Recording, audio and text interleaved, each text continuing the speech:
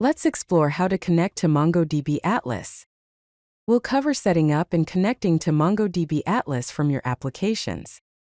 Let us begin by understanding the basics.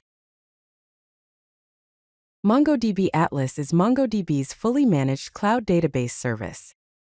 It handles deployment, monitoring, backup, and scaling automatically.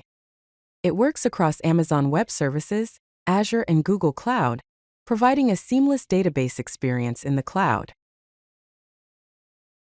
Here's how to create your Atlas account.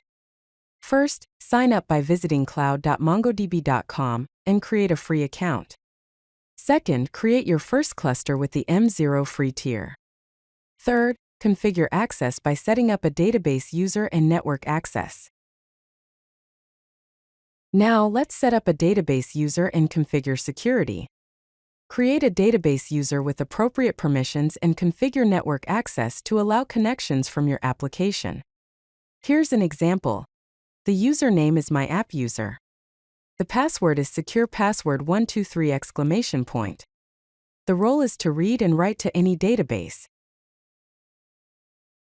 Atlas provides a connection string that your application uses to connect to the database cluster. Here's an example connection string. MongoDB plus srv:// less than username greater than : less than password greater than @ less than cluster greater than .mongodb.net / less than database greater than ? Retry writes equals true & w equals majority. To connect your Python application to MongoDB Atlas, you'll need to install the PyMongo driver. Use the following command: pip install PyMongo. Here's how to connect to MongoDB Atlas with Python code. First, import the Mongo client from the PyMongo library. Then use the connection string from Atlas.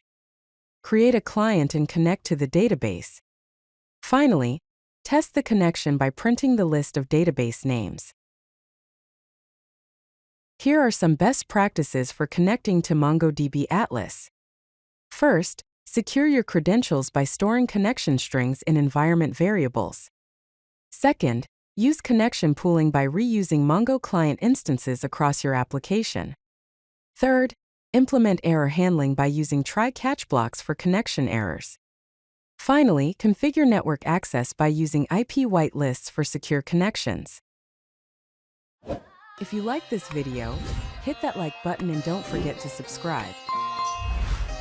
Visit CodeLucky.com for more such useful content.